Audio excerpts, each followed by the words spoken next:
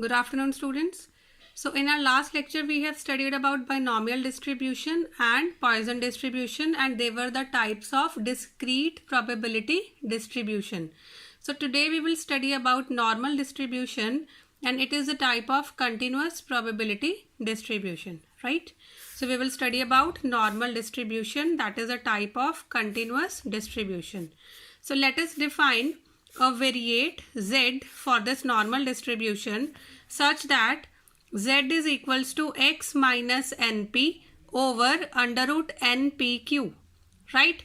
Where this x is binomial variate, that is, it is related with binomial distribution with mean. So if it is related with binomial distribution, if it is a binomial variate, so obviously its mean will be np and its standard deviation will be under root npq. So you have studied about this in your binomial distribution, right? So if for this x the mean is np, then for this z the mean will be 0. Similarly, if the standard deviation for this x is under root npq, then the variance for this z will be unity. Okay, so when n tending to infinity, this n, when n is tending to infinity, then the distribution of this z becomes a continuous distribution extending from minus infinity to plus infinity, right? That is, when this n is very large, then this distribution of z changes to continuous distribution and it extends from minus infinity to plus infinity. Okay, so the properties of this normal distribution are, first of all, the normal curve is bell shaped and it is symmetrical about its mean. Let me show you. So this is your normal curve. Okay, it is bell shaped curve and it is symmetrical about its mean. That is, 50% of the area of this curve is on this side and 50% is on this side. And its range is from minus infinity to plus infinity. Okay.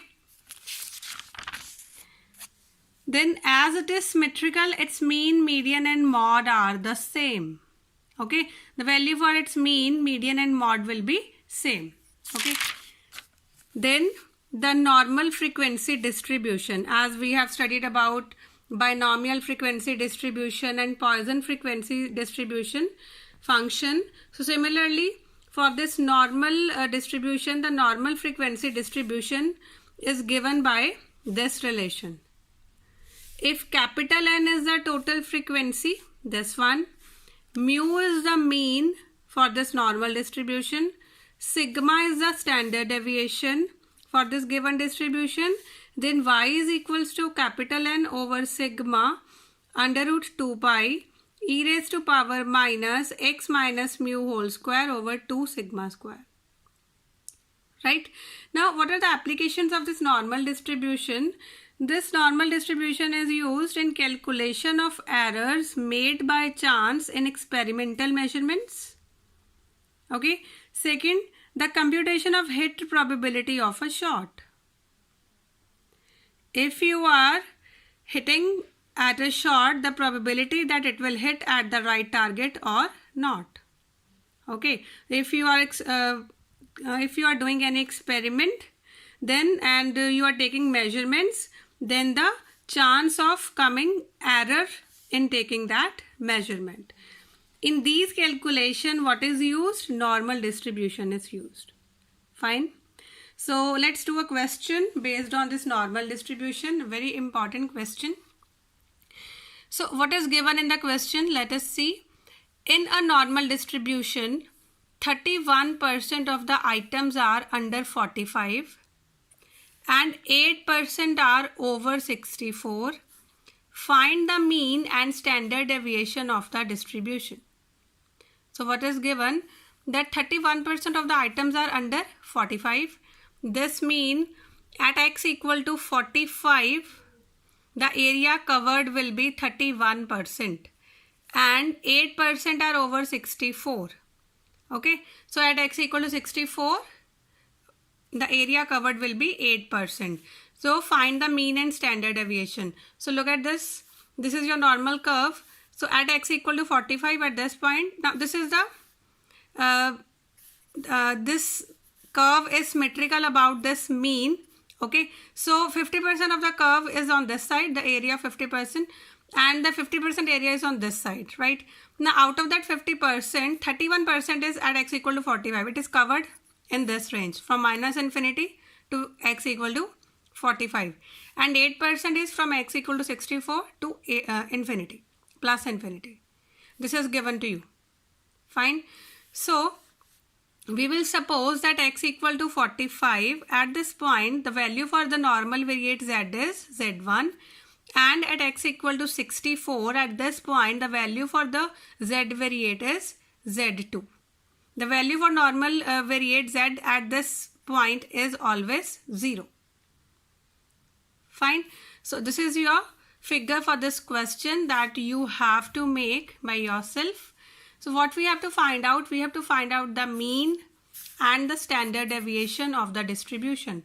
So we will assume that let x bar is the mean and let sigma is the standard deviation for our given normal distribution. Okay. Now first of all we will discuss this case. That is 31% of the items are under 45 that we have drawn here, right? Means area to the left ordinate x equal to 45. Mean area to left of this ordinate x equal to 45 is 31%, this one, right? So the formula you know that z is equals to x minus mean over standard deviation. Now the value for this x is 45. So you will put it 45. This mean and this standard deviation, you don't know what is the value, right? That you have to calculate. So give it number 1 equation. Then this is your formula that you know. Now how to present this area? The area covered by this curve, right? To present this area, we can write integration minus infinity to z1, this minus infinity to this point z1, phi z dz, and the value of this area is given 31%. That is, we can write it 0.31, the value, not in the percentage. Okay, so integration minus infinity to this z equal to z1, this point, for this area, its value is 0.31, right? Now if I have to break this limit to use this point where z is always 0, the midpoint, right? If I want to use this, I have taken integration of area minus infinity to z1. So can I write it minus infinity to 0 minus z1 to 0? So that will be this one. If I subtract this area from this full, right, the area covered between these 2 points, that is this area. If I subtract this area from this full area, from minus infinity to z equal to 0, this one. If I subtract this one, so what is left? This area that I need, right? So I will break this limit minus infinity to z1 as minus infinity to 0 phi z dz minus, now minus infinity to 0, this means this full area, right? So if we now we need this one, right? So we will subtract this one. So this area can be written z1 to 0. This area is from point z1 to 0, z equal to 0. So it will be z1 to 0 phi z dz equals to 0.31, right? So the same thing we have written here, minus infinity to 0 phi z dz minus z1 to 0 phi z dz equal to 0.31. Understood? So we have written this this area in terms like full minus this one, we will got this one, right? Now as you know that this curve is symmetrical around this point, this means 50% of the area of this curve is on this side and 50% is on this side. This means 0.5 is here, the value of the area, and 0.5 is on this side, right? So this means minus infinity to 0, this integration minus infinity to 0 phi z dz, this means this area, its value will be 0.5. And similarly, from z equal to 0 to infinity, this will also be 0.5. Okay, so this means I have the value for this. It is 0.5. So I will shift this function to this side and this value to this side because I have value for this one. This is again a value. So this will be shifted to other side. So by this way, right? So the value for this part was 0.5. So 0.5 minus 0.31, this is 0.19. Now from this value, that is integration z1 to 0 phi z dz equal to 0.19, we can find out the value for z1.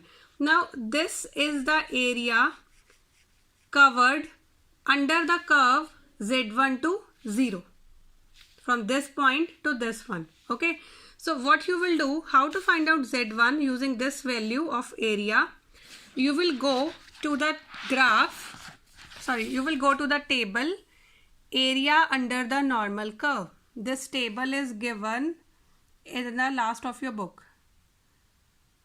Okay, in the last of your book, Dr. B.S. Kariwal, this table is given. So in this table, you will find out where the area is 0.19. At which point of Z the area is 0.19. So you will start finding out from here. This is 0.19. So corresponding to this, what is the value for Z? It is 0.5. Right?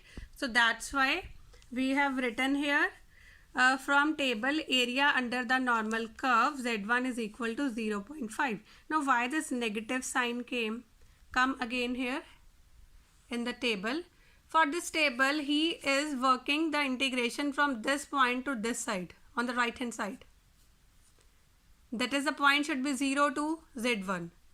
The integration limit should be 0 to Z1. It should be on this side. But what we have in our integration, it is Z1 to 0. This means we are going to the left hand side. Our point Z1 is here, not on this side, but in the left hand side. So we have to move like this. Okay. So our direction is changed. Our direction is opposite. That's why we have taken here a negative sign. Done. After that, now this is done for the first condition, that is for this one. We had assumed that Z is Z1 here. So we have calculated the value for Z1. We can put this value of Z1 here in our equation number 1. The value is minus 0.5. We will put it afterwards. Okay. Now we will deal with the second condition, the second area that is given to us. The second area is at x equal to 64. The area on this right hand side of this ordinate is 8%, and at this point we have assumed that z is equal to z2, right? Now for this z2, again we will write at x equal to 64, z is z2. So the formula will be z2 is equal to x minus mean over standard deviation. X is 64, right? So now we have to write down the area in terms of integration. So the area covered by this point, it is from Z2 to infinity, this area, right? So the lower limit is Z2 and the upper limit is Z equal to infinity. So we will write down the integration Z2 to infinity phi Z dz, and what is the value? It is 8%. 8% means 0.08. Right? Again, we will break this limit. We will take that Z equal to 0 point in the limit. How to take? Now we need this area. So can we write it? 0, integration 0 to infinity, that is the area covered by this curve, minus integration 0 to Z2, that is area covered by this curve, this. Okay, so from the full, if I subtract this one, what is left? That I need. So integration limit will be 0 to infinity minus 0 to z2. So from the full, if I subtract this one, what is left that I need? That is z2 to infinity. Okay. So here again we have break this limit z2 to infinity, that is full 0 to infinity minus 0 to z2, which is equal to 0.08. Fine. Now again we are having the value for this. What is 0 to infinity? The 0 to infinity points cover this full curve and the area under this full curve is 0.5. Okay. So the value will be here 0.5. So 0.5 we will put here and the value for this will come out to be 0.42. Fine. Now for this 0 to z2 integration phi z dz is 0.42. Now we need the value for this z2. Now this is moving in the right hand side. Okay. It is according to this curve. We are going from 0 to z2 like this. Now value has come 0.42. So now we will find out this value in our first column. Under this 0 we needed 0.42. It is here 0.419, that will be 0.42, and it is against z equal to 1.4. Okay, so we will take here from table z2 is 1.4. Nice. So now put this value again here. So you will get two equations. Your one equation will be when you will put here the value for z1, that is minus 0.5. So it will be minus 0.5 sigma is equal to this 45 minus x bar, that is this equation. And here you will put this 1.4 z2. So it will become 1.4 sigma equal to 64 minus x bar. Now solving these two equations, what you will get? You will get your value for x bar and sigma, that is mean and standard deviation. Right. So this question is very important. The question of this type is very important. You have to do all the questions based on this type. Fine. So revise it again, revise the full question again. This is your question. I am giving you the full view of this question. You have to revise it again. And if there is any doubt, you can ask me. The table area under normal curve, I will attach that table with your notes in your PDF for this topic. So you can get the values from there. Okay. Otherwise you will get it behind your book. Now come to the second question. Now either the question can come in this type, in this way, or the other way for this normal distribution is this one. The question is, if capital X is a normal variate, now at the place of Z he has taken his normal variate as capital X, right, with mean 30 and standard deviation 5. So mean is given to you, standard deviation is given to you. In the first question they were to be find out. So find the probability that X lies between 26 as 40, or find out the probability that X is greater than or equal to 45. So we have to find out the probability for these two. Okay, so let us start. What we have, mean is given to us. I have used mu here for mean. You can use x bar, it's your wish. Okay, so we have mean mu that is equal to 30 and standard deviation sigma equals to 5, and we know that z is equals to capital X, that is your x variate, that is a binomial variate, minus mean over standard deviation. This is your formula for normal variate z, right? Now here it is equal to x minus 30 over 5. The given x that is related to this normal variate, this capital X. Okay, so it is here. So we need the value for z so that we can proceed according to our table. So we can find out the value for this z using such that in our first case the x is written between 26 and 40. So if I put x equal to 26 here, then what will be z? Minus 0.8. If I put x equal to 40 here, so what will be z? It will be 2. Right? So this means for the x lying between 26 and 40, z will lie between minus 0.8 to 2. So this means if I have to find out the probability that is asked, that the probability that x should lie between 26 and 40, this means I have to find out the probability that z should lie between minus 0.8 and 2. Right? They are equivalent. Fine. So I need to break this. This is your number line. This is your origin. Right? Now here it is minus 0.8 on this side, and on this side there is 2. These are 2 points for z. Now minus 0.8 to 0 and 0 to 2. We can break it like this. Right? This probability, this inequality can be written like probability to find out when z is lying between minus 0.8 to 0 plus probability to find out when z is lying between 0 to 2. Like this. Right?